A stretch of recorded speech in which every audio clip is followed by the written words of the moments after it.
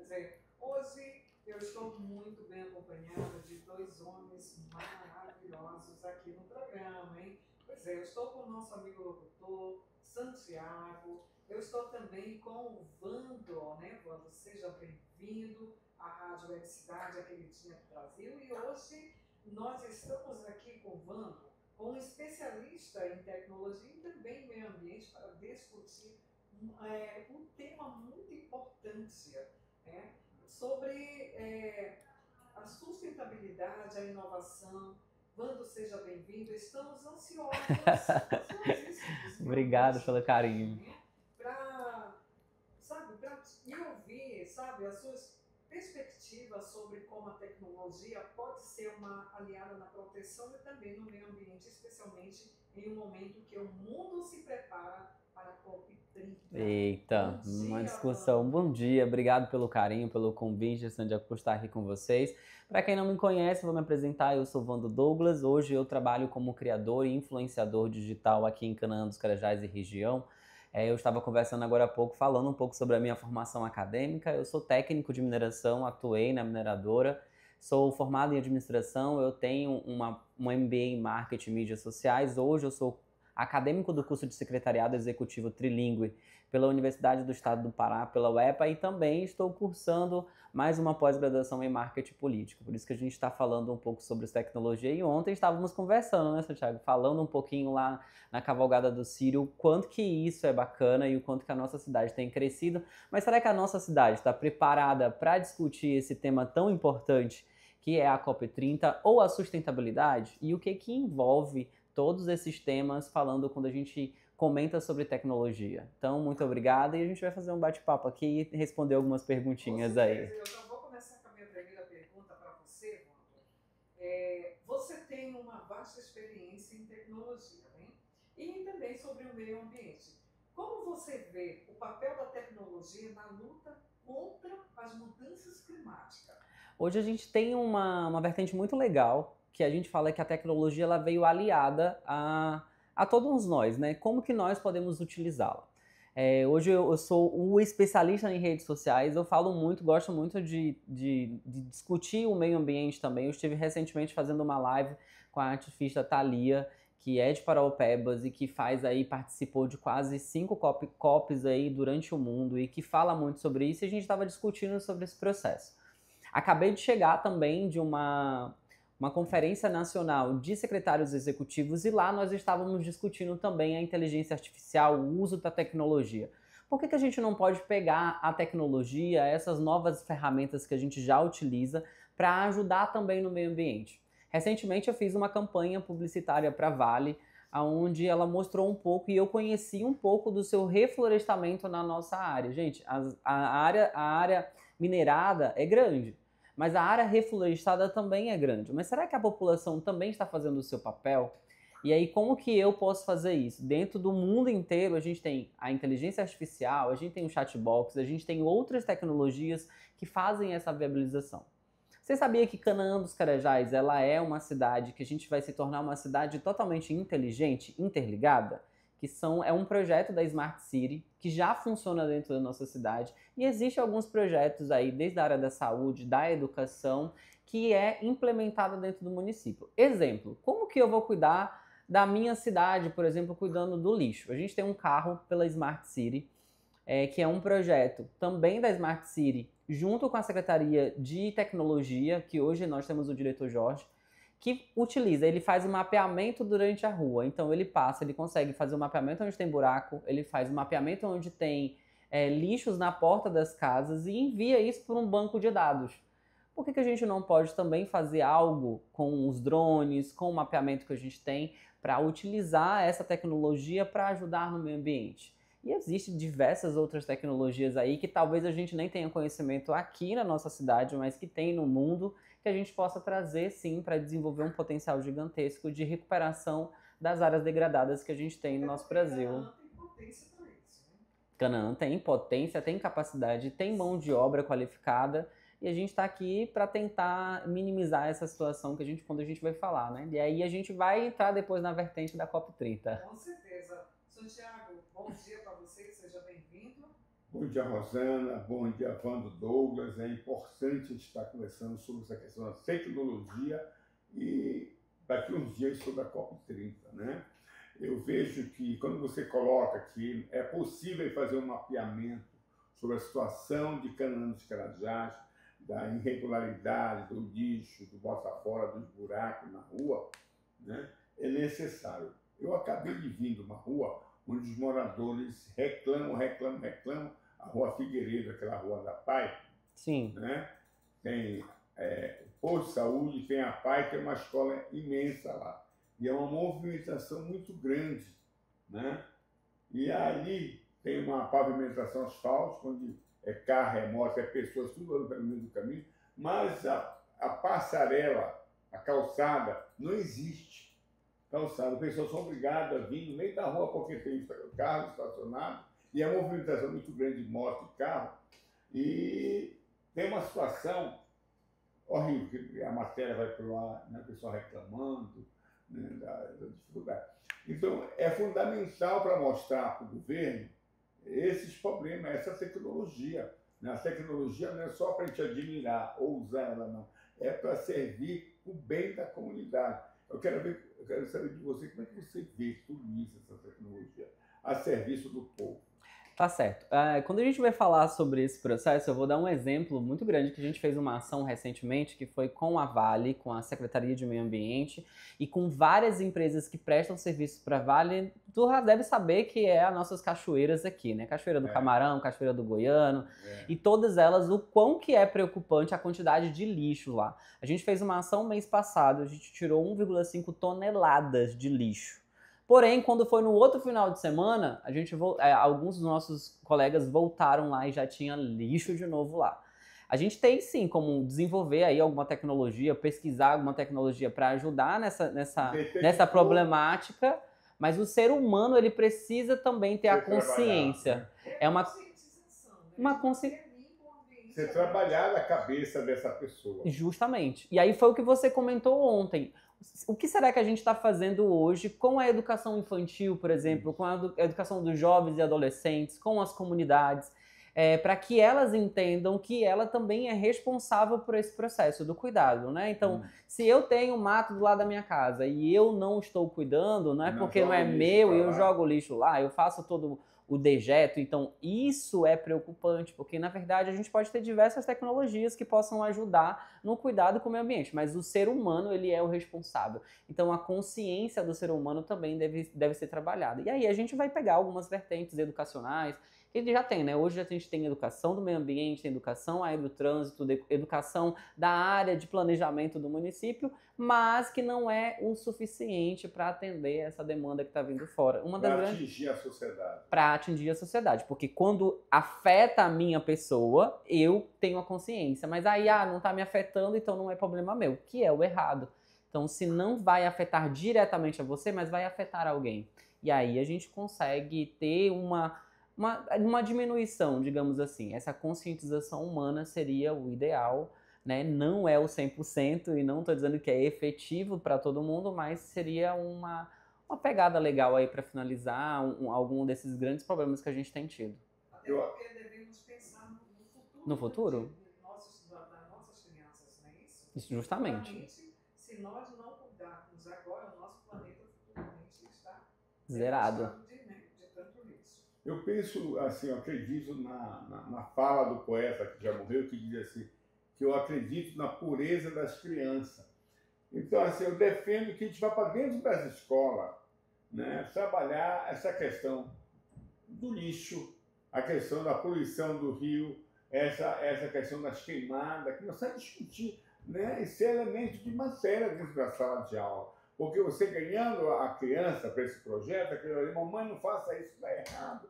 Papai, está errado, não jogue esse lixo aqui. Justamente. Entendeu? Santiago, mas já tem muitas escolas que fazem um trabalho interno, mas não existe ainda dentro, que nem o Santiago está falando, não existe uma grade, por exemplo, que vai falar sobre empreendedorismo, sobre condições financeiras. Vamos falar de finanças. Será que as crianças de hoje estão pensando no futuro? Vamos falar de meio ambiente, sentar mesmo, de discutir isso em sala de aula. A gente tem alguns trabalhos legais, por exemplo, eu estive A minha sobrinha, ela é estudante da escola Rony Doridal, que é a escola militarizada, e lá a gente teve uma feira de ciências onde os alunos mostraram coisas incríveis. Santiago, dentro da escola tem um projeto que é uma parceria da Vale, da Microsoft, do Alerta Edu, que funciona em 4 escolas só no Brasil, que é 2 aqui em Canaã dos Carajás, que é a Rony Doridal e a Escola do Ouro Verde, da Vila Ouro Verde, e 2 em Minas, onde os alunos tiveram uma missão dentro do projeto chamado Minecraft, do jogo Minecraft. Então eles falam assim, olha, essa mina aqui, a mina do S11D acabou. E agora, o que vocês vão construir? Lá na escola da Ouro Verde, eles construíram uma fábrica, na verdade, uma plantação de cacau e uma fábrica de chocolate dentro do projeto do Minecraft. Dentro da escola da Rony Doridal, eles construíram todo um sistema de captação de água para limpeza e para molhar as plantas nas escolas. Então, assim, era muito legal, porque você entrava também dentro do próprio Minecraft que eles criaram, você entrava dentro das salas de aula. E dentro das salas de aulas, você tinha todas as informações das COP30 que já aconteceram. Então, assim, os próprios alunos criaram esse projeto dentro, usando a tecnologia, o conhecimento que eles adquiriram com os professores e fizeram esse projeto acontecer. Hoje ainda está em desenvolvimento, porque ainda não finalizaram esse projeto, que é um projeto do Minecraft. Mas a gente tem outras brincadeiras que podem ser utilizadas para a educação e para conhecimento da criançada. Nós estamos há poucos dias, viu, Rosana, da COP30, assim, eu estou muito empolgado, eu estou preocupado porque eu vou fazer uma cirurgia dia 22, mas eu acredito que 25 dias até a COP30 eu estou lá. Tá pronto. Já credenciei lá na ONU, já está tudo certinho.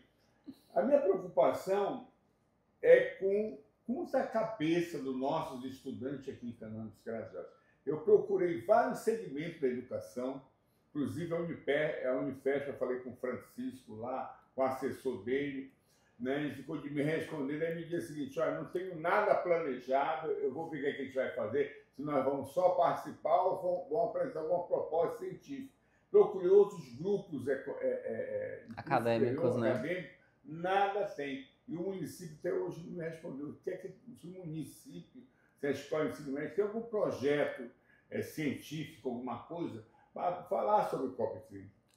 Eu particularmente sou acadêmico do curso de secretariado e a gente não tem nada previsto dentro da nossa universidade, mesmo com a gente é direcionado por Belém, mas até então no momento a gente também não vai participar. Como eu comentei agora há pouco, eu participei do Congresso Nacional de Secretários Executivos do Brasil. Eu estive em Maringá representando o Canaã dos Carajás e o estado do Pará, mais outros 2 colegas, que foi a Adriana e o Eric. A gente fez um resumo expandido. O tema focado lá era tecnologia, era a utilização de IA. E a gente falou assim, aí, será que a nossa profissão ela vai falir, vai acabar com a tecnologia? Ou a gente precisa se reinventar utilizando a tecnologia? E aí, quando a gente vai falar de COP30, no meu ver, Vando Douglas, como morador, município de Canaã dos Carajás, eu acho que a gente não fala muito sobre isso, porque parece que a gente não é pertencente a esse estado, né? A gente fica numa cidade isolada da capital. Gente, a gente está falando da maior conferência de meio ambiente do mundo, onde a gente vai receber diversas autoridades discutindo. E aí é o que a gente fala, será que o meu pertencimento é esse? Eu entendo que eu estou na Amazônia e que eu tenho um direito de fala, ou não. Ou pra gente, um centro da Amazônia. A gente está aqui, a gente tem direito de falar. Quando eu brinco... Um bocado de problemas sociais que nós temos com o desmatamento, com a questão do reflorestamento, com a questão da temperatura, que aqui sofre muito. Muito. Entendeu? São várias coisas. Essa falta de água é consequência da questão falta de energia. Vários problemas que têm a ver com aquecimento. E aí, mas é isso justamente que a gente estava falando, né? Às vezes, não estou dizendo que são todo mundo, mas a maioria das pessoas fala assim, se não me afeta, então eu não vou me importar com esse problema, que é o errado. É a responsabilidade dos órgãos públicos, dos governantes, das empresas de grande porte, que na verdade não, é o meu problema. A gente tem aqui em Canaã dos Carajás, eu fiquei sabendo recentemente, que somente um bairro de Canaã dos Carajás, que é a AMEC, que faz coleta de lixo seletiva. Né? Então a gente não tem nos outros bairros a coleta de lixo, mas lá é uma condicionante promovida pela Vale, é uma iniciativa em parceria com a Secretaria de Meio Ambiente que lá funciona, lá tem a coleta, né? Então as pessoas dentro de casa, elas são obrigadas a fazer a coleta de lixo. Será que não seria interessante a gente ter algum trabalho também voltado para isso dentro de Canaã dos Carajás? Então, quando a gente vai falar de COP30, e eu estava conversando agora há pouco, há uns tempos atrás, com a Thalia, que é a ativista, ela falou assim, nós temos que entender que nós somos responsáveis pelo futuro da nossa humanidade. E não é só o vizinho ou o país XYH. Somos nós aqui no quintal de casa. Na hora que eu planto, na hora que eu tenho uma árvore em casa e eu cuido dela, isso faz parte do cuidado com o meio ambiente. Com certeza somos nós os responsáveis, né? Santiago. Não, assim, Douglas, nós falamos já sobre tecnologia, sobre a questão da ausência, né, de um projeto mais definido pelas entidades superiores, mas assim, é preciso que esse debate se torne. Eu pensei em ter algumas plenárias, algumas palestras aqui, inclusive um amigo meu, que é o Arroio, João Carlos Arroio, que é o diretor-presidente da uma universidade famosa de Belém, particular, esqueci o nome, deu branco agora. Ele disse, Santiago, eu estou me propondo ir para aí, ele está no segmento da coordenação. Vou aí fazer uma palestra. Nós precisávamos disso. Movimentar para conhecimento. Movimentar a direção intermediária da sociedade, os estudantes de curso superior, se envolverem nisso, porque é fundamental para essa COP30 ser um sucesso. Justamente. É a participação das pessoas. Porque senão você vai bater só palma lá e... não vai dar muito resultado. A minha pergunta vai ser dentro desse assunto. Como você acha que a sociedade civil pode pressionar assim, as empresas e os governos para que adote práticas mais sustentáveis? Eu acho que, a princípio, a gente precisa, de fato, eu não sou especialista em meio ambiente, eu sou um curioso do meio ambiente.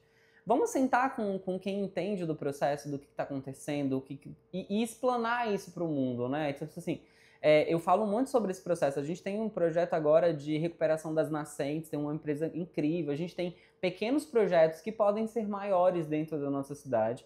É sentar com esses especialistas, como o nosso jornalista aqui está falando, vamos lá, eu sou especialista, bora trazer alguém lá de Belém para poder discutir isso e discutir aonde que tem uma problemática e qual que é a solução para esse problema, aonde que já foi estudado, algum pesquisador que já fez algum tipo de trabalho para realmente fazer acontecer. Essa semana eu trabalhei na mineradora e tem vários projetos muito legais de recuperação de materiais, de recuperação de área degradada. Como eu falei, a gente tem uma vertente muito legal dentro do Canteiro Sul, aqui no S11, tem uma estufa inteira, tem uma área, uma empresa preparada para reflorestamento. Está sendo feito isso dentro das áreas. Lógico que a gente tem um projeto de tempo para poder isso acontecer, mas é o conhecimento da população que não sabe o que dá para fazer. E aí a gente vai pegando essa vertente. Vamos sentar com quem entende do processo, do que é e o que não é, e discutir isso com a comunidade. Que eu acho que quando você dá o direito de voz para ouvir o que a comunidade tem e o que está sendo feito, aí a gente consegue chegar num consenso. Se não for discutido igual você falou, não vai funcionar. É o João Carlos Arroio, que é o da UNAMA. Da UNAMA, João Carlos Arroio. Muito bom. Esse se propôs, esteve aqui com a gente, se propôs a voltar a fazer palestra, falar sobre aqui, mas só que não avançou em nada aqui. A gente pode depois tentar discutir para ver o que a gente pode fazer entre o pós para saber o que foi discutido, o que foi decretado, o que foi assinado, o que foi discutido entre as nações para poder fazer acontecer. Isso, pode ser sim. Não, assim, só pegando um pouco mais sobre a questão da sustentabilidade, nós temos aqui no Canaã dos Carajás, né, nós estamos crescendo a questão da produção de cacau. Então, tem uma plantação de açaí. Eu fui numa fazenda que tinha 8 mil pés de açaí. Cara, me leva para conhecer essa plantação. Fala de açaí, eu já fico feliz. A agricultura se propõe a dizer o seguinte, olha, não podemos desmatar, deixa a árvore grande lá e embaixo a gente limpa e planta lá no meio. Sim. Né? Então, assim, tem vários segmentos, cacau, café, açaí, né, que está sendo uma das vertentes que está avançando na agricultura. E esse aspecto é positivo para a questão da COP30, do ponto de vista, né, de fortalecer o não desmatamento. O não desmatamento é interessante para a gente falar que a tecnologia ela vai ajudar nessa sustentabilidade, nesse cuidado e também vai ajudar no aumento da economia.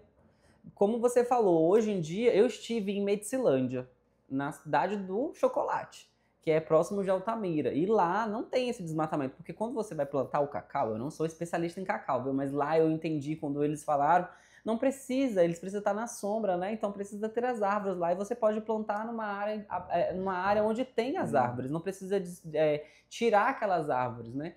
Ou aqui em Canaã dos Carajás, a gente tem, depois eu vou lhe apresentar um amigo que é o Fernando Prainha, e ele estava mostrando, a gente fez um grande evento aqui, que foi o Big Day das Araras Azuis. Você sabia que aqui em Canaã dos Carajás a gente tem o Circuito das Araras Azuis? Lá no meu quintal que mais tem. Ó, tá vendo? Meu Deus do céu, então... Eu me acordo com o canto dela. Com o canto dela, é. E isso, a gente tem um circuito onde tem o Instituto da Arara Azul, a nível nacional, que hoje tem alguns voluntários e fazem o cuidado dessas e o mapeamento dessas araras aqui em Canaã dos Carajás. E aí eles fazem um trabalho de ir nas fazendas e falar pro cara, olha, você não precisa desmatar todas as árvores para fazer pasto.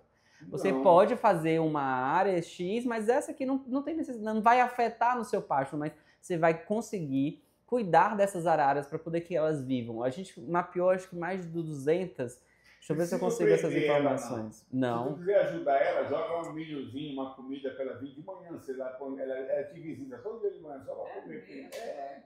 E aí hoje ela tem os ninhos delas, as áreas de reflorestamento, as áreas onde elas fazem o seu mapeamento. Ó, o resultado desse Big Day deu 1.275 araras azuis registradas. Então, assim, a gente ficou muito feliz porque a gente registrou mais de 200 aqui em Canaã dos Carajás. E aí a gente vai nessa vertente, esse trabalho de formiguinha também com a criação de novas tecnologias, de novos insumos para serem reflorestados, com a agricultura. A gente sabe que o projeto da Secretaria da Sempru tem alguns projetos novos que estão sendo desenvolvidos que vai ajudar. Por exemplo, tem um projeto agora que eu também fiz parte na divulgação, que é uma parceria da Vale, da Sodexo e da OAS Minerals, que são a produção de ovos de galinha caipira da Vila Feitosa. Eles chamaram 30 mulheres, montaram uma associação, né, com a Aline, lá da Associação da Feitosas, e deram treinamentos através da Agência Canaã e da empresa Jabuti com os especialistas. E aí falou assim, olha, vamos fazer aqui, vocês produzirem ovos com as galinhas soltas, vocês não precisam prender elas vão ficar soltas no terreno, elas vão produzir mais. E aí eles conseguiram um selo do Sim, através desse projeto. E hoje elas produzem ovos de galinha caipira, vende para o supermercado, vende para restaurante, e é tudo através de uma iniciativa. Então hoje lá a Dona Graça, que eu estive com ela vende pitaia, ela vende a galinha, e tudo é o mesmo ciclo ali, ó. E as próprias galinhas fazem o cisco do terreno, então, cara, dá para fazer. Basta querer os governantes, as instituições estarem prontas e preparadas e a comunidade também ser abraçada. Eita! Bora ver se eu sei responder. A COP30 será assim, um momento importante para discutir ações climáticas, globais, né? Qual a sua expectativa para essa conferência? O que você gostaria de ver sendo assim discutido? Eu vejo muito as discussões, no geral, quando a gente fala da nossa região e que as pessoas não entendem. Comentei com você agora há pouco, né, de eu estar no Paraná e as pessoas de outros estados entenderem ou acharem que nós estamos no meio do mato. Literalmente. Estamos no meio do mato porque a gente está na Amazônia. Só que a gente também tem um desenvolvimento local, a gente também tem a nossa tecnologia, a gente também tem essa utilização. A gente usufrui da riqueza da Amazônia para... Somos ricos, justamente. Mas será que a gente está disposto, e a gente também, quando a gente fala gente, eu falo nós, comunidade, estamos dispostos para discutir também, para falar sobre os indígenas, sobre os quilombolas, para falar sobre as comunidades carentes que a gente tem aí na Ilha do Marajó? se a gente não levar essas pessoas que realmente sofrem por isso para discutir juntos, será que vai existir uma ação voltada para isso? Então são as pessoas que realmente convivem lá dentro, na Ilha do Marajó, que sabem, que vivem do pescado, que fazem acontecer, se elas também vão estar participando. Porque assim, eu não vou conseguir estar na COP30 até o momento, né? Mas será que foi pensado em levar essa galera para lá? Porque assim, eu não vi ainda essas discussões, essas manifestações. O governo tem investido muito naquela região, né? Sim, mas aí essas pessoas é que têm direito de fala. Porque quando a gente vai falar de cuidado com o meio ambiente, a gente tem que levar os extrativistas, são as pessoas que são afetadas, os ribeirinhos, os quilombolas, as pessoas que realmente estão dentro, os indígenas, que tem os representantes realmente das indígenas para poder falar sobre e como que é. Então eu acho que a gente espera que realmente seja uma COP que realmente faça valer a pena e que realmente possa cobrar de fato das autoridades mundiais para que tenham cuidado. A gente vai estar aqui acompanhando. A minha amiga, eu tenho uma amiga lá, minha vizinha, ela está em Dubai, né? E ela só tira fora aquelas coisas estrondosas, grande.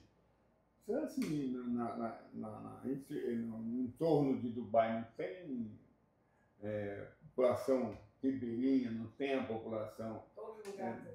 Todo lugar tem. Então, assim, ela não me mostra esse outro lado, porque ela só anda no entorno daquilo. Nós não queremos essa COP30 dessa forma. Nós, como assim, eu vi o presidente falar, nós trouxemos a COP30 para o Pará para mostrar a realidade da Amazônia. Porque todo mundo fala bem da Amazônia lá nos Estados Unidos, na França, não sei o que mais, que é o pulmão do mundo, não sei o que mais, tem isso, tem isso. Mas tem que conhecer como vive esse povo. E a gente vê algumas discussões de algumas celebridades falando, mas nunca esteve na Amazônia, nunca pisou em Belém. A gente sabe das problemáticas que Belém tem, assim como qualquer cidade tem. Tem índio no meio, Eu estive em um projeto muito legal. Eu estive em Curuçá, na região do Salgado. Muito legal. E lá tem um restaurante onde você paga para ter uma experiência de comer como se você estivesse na casa de um ribeirinho. Então imagine essa experiência que essa população tem que vir. E a gente não está falando que os problemas os problemas urbanos, que os problemas de saneamento vão acabar, não. Mas a gente consegue dizer o seguinte: se nós conseguimos realizar um Círio de Nazaré com mais de 2 milhões de pessoas, a gente consegue fazer um evento de uma COP30 para abraçar essas pessoas e mostrar para elas a nossa felicidade do que é ser paraense, do que é ser nortista e o que é a Amazônia de verdade. Eu sou de Belém, né? Estou há 21 anos aqui, mas todo o Círio eu estou lá, nunca deixei de abandonar o... Eu venho de Almerim, tá, gente? Daí o que aconteceu? Quase no centro da Amazônia. O pessoal, isso aí. Lá da ONU, que vai cuidar, que estava pensando no alimento, os participantes da conferência. E assim, maniçoba não, açaí não, tacacá não, peixe não. Sim, nós temos a melhor culinária do Brasil está aqui, a gente não vai poder dar. Não, porque pode intoxicar. Que é isso? Sabe? É uma realidade que a gente não entende, né? Mas a gente vai ficar aqui na espreita e falando, não concordo, tem que comer o açaí de verdade com a farinha da baguda. Ontem eu estava assistindo o Fantástico, eu não sei se alguém viu, mas eles estavam falando lá de Tóquio, né? Tóquio é muito rico, a gente conhece tecnologia, a sua riqueza. Mas quando parte assim para as pessoas de periferia, nossa, você viu onde eles dormem? A diferença é exorbitante. As pessoas dentro ali é um quarto caixão. Gente, eu sinceramente eu fiquei pensando como é que pode um país tão rico como a gente vê e as pessoas, o povo de lá vive tão exprimido. Tem um Instagram que eu gosto muito de acompanhar e peço para vocês também irem lá seguir a rede social deles, que é Os Ribeirinhos. Hoje eles já estão com milhares de seguidores, eles mostram a realidade das pessoas que moram lá. Cara, eles são incríveis, assim, e é uma realidade vivida por eles lá, de tirar o açaí, de como é que faz para poder eles, né, baterem o açaí com a mão e mostram como é que é a plantação, como é que é Então, assim, é muito legal e aí mostra uma realidade. Hoje a gente tem esse poder de utilizar as redes sociais para a gente mostrar para o mundo o que está acontecendo. E é justamente o meu Instagram. Quando você quiser saber de Canaã dos Carajás e da região de Carajás o que está acontecendo, é só ir lá, Vando Douglas Oficial. Eu mostro os eventos, as programações e o que está acontecendo aqui, porque muita gente de fora do Brasil está querendo saber o que está acontecendo aqui na nossa região Carajás. E aí, será que a gente está mostrando a nossa realidade, a nossa cidade? E aí a gente fica nessa espreita para poder fazer acontecer. Santiago, você tem mais alguma? Não, assim, é isso que ele falou. Assim, o que é que nós estamos mostrando? Justamente é isso. Nós somos uma cidade rica de minério, uma cidade que cresce, desenvolve, se articula regionalmente com a chegada do aeroporto. Mas o que é que está mostrando para o mundo? Dentro da pergunta do Santiago, eu vou. Como você vê o futuro da mineração em um mundo cada vez mais consciente dos impactos ambientais? Aí é uma pegada, né? Vamos sentar e conversar e dialogar sobre isso, porque a gente sabe o quanto que tem os impactos reais, oficiais, mas o quanto que isso também desenvolve o potencial do nosso município, da nossa região. O que seria de Canaã dos Carajás, Santiago, sem a mineração? O que a gente poderia estar fazendo para realmente fazer com que a economia girasse em torno do nosso município, assim como os grandes eventos, como o turismo que a gente tem aqui. Eu sou nascida e criada na cidade de Tucuruí, na usina hidrelétrica de Tucuruí. Eu moro ali na beira do rio Tocantins, a minha casa é no bairro do Mangal, que é na beira do rio. E eu falo muito sobre isso. Tucuruí hoje não tem um polo industrial, não tem um desenvolvimento. A gente teve uma mineradora, a gente tem os royalties da usina hidrelétrica, mas a cidade em si, a região em si ainda está penando muito com isso, com a falta de economia para girar. E a gente tem aqui um grande potencial e a gente chegando todos os dias, é emprego na porta de casa. A gente vê que Canaã, nos próximos 2 anos, como o Santiago acabou de falar, aeroporto, o nosso ponto turístico que vai ser inaugurado do Mirante e todos os grandes eventos que estão acontecendo aqui e que virão acontecer, a gente vai trazer outras pessoas aí que têm outros conhecimentos, as vertentes tecnológicas, para fazer com que Canaã se torne, sim, uma Canaã de sucesso desenvolvida, mas que a gente consiga utilizar o conhecimento acadêmico, o conhecimento tecnológico para a extração desse minério que diminua os impactos ambientais ou que seja, né, o mínimo possível para realmente a gente continuar tendo uma Amazônia que a gente merece. Assim, Rosana, só para concluir, assim, eu sou de Belém, como eu disse, na década de 80, só se falava na Serra do Navio.